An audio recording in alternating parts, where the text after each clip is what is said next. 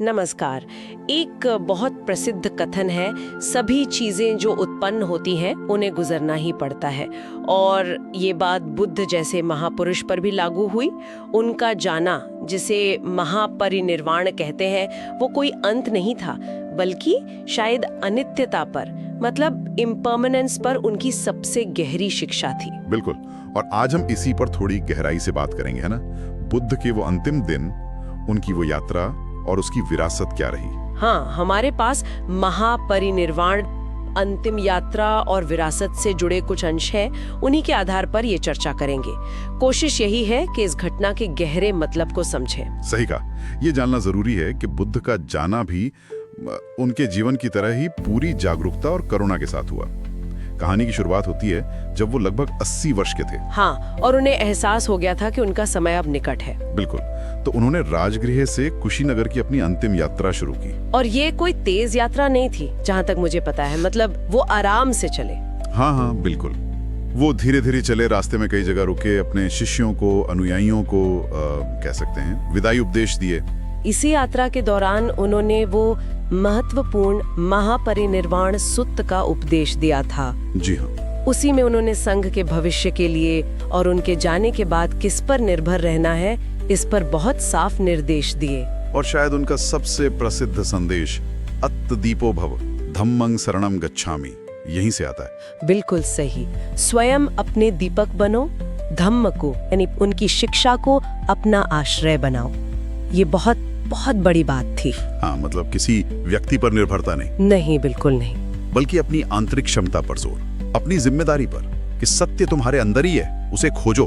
अच्छा, आगे बढ़ते हुए पावा गांव की घटना आती है। चुंद लोहार के यहाँ भोजन। हाँ, भोजन की बात आती है। श्रोत बताते हैं कि उस भोजन के बाद उन्हें गंभीर शारीरिक पीड़ा हुई।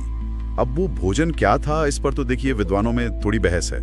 कोई कहता है मशरूम थे, कोई सुअर का मांस। लेकिन शायद उस बहस से ज्यादा जरूरी ये है कि बुद्ध का रवैया क्या था। बिल्कुल यही बात है। उन्होंने चुंद को जरा भी दोष नहीं दिया, बल्कि उसे धन्यवाद दिया और उसकी तुलना सुजाता से की, जिसने उन्हें ज्ञान प्राप्ति से ठीक पहले वो खीर खिलाई थी। कमाल है। मतलब आने वाली मृत्यु को भी इतनी शांति और कृतज्ञता से स्वीकार करना। हाँ, ये दिखाता है, ये अपने आप में एक शिक्षा है। दुख और पीड़ा को भी जागरूकता के साथ, समता के साथ कैसे स्वीकार किया जाए। वे भी कुशीनगर पहुंचे। हाँ, कुशीनगर। वहाँ वो 2 साल वृक्षों के नीचे विश्राम के लिए लेट गए। ऐसा वर्णन है कि उस समय प्रकृति भी एकदम शांत हो गई थी और समय में फूल खिल गए थे। और वहाँ उन्होंने अपनी प्रिय शिष्य आनंद और बाकी भिक्षुओं को कुछ अंतिम बातें कही। क्या खास था उनमें? उन्होंने फिर से वही बात दोहराई कि देखो, किसी व्यक्ति के जाने के बाद उसके व्यक्तित्व से ज्यादा जरूरी है धम्म यानी शिक्षा। उसका सम्मान करो और जागरूकता का अभ्यास उसे लगन से करते रहो। और शोक न करने को कहा। हाँ, कहा शोक मत करो, क्योंकि जो भी चीज बनी है, संगठित हुई है, उसका विघटन तो होना ही है। ये तो नियम है। और उनके वो अंतिम शब्द, वो हमेशा बहुत गहरे लगते हैं मुझे। वया धम्मा संखारा अपमा देन संपादित। बिल्कुल।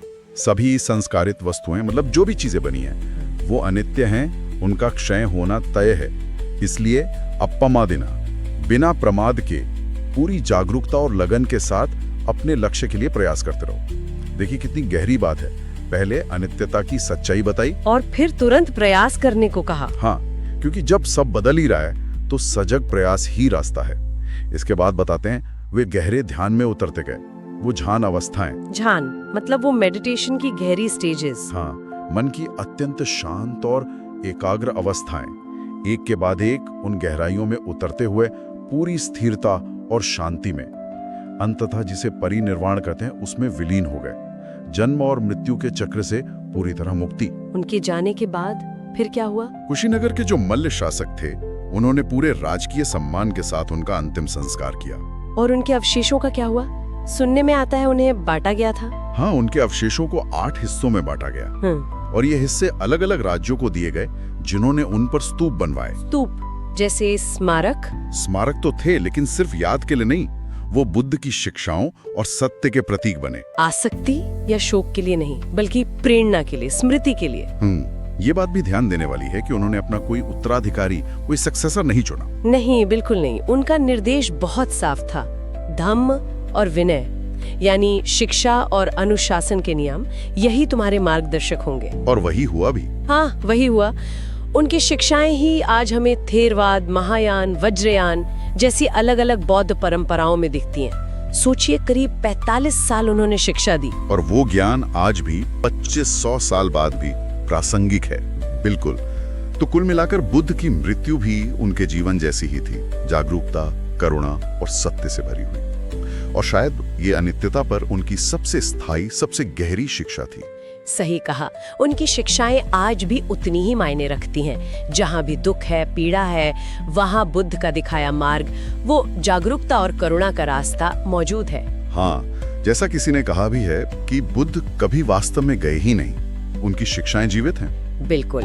और ये चर्चा हमें शायद इस सवाल के साथ छोड़ जाती है कि बुद्ध के महापरिनिर्वाण से जो अनित्यता की सच्चाई सामने आती है, वो हमारे अपनी जीवन को देखने के नजरिए को, चीजों से हमारे जुड़ाव को,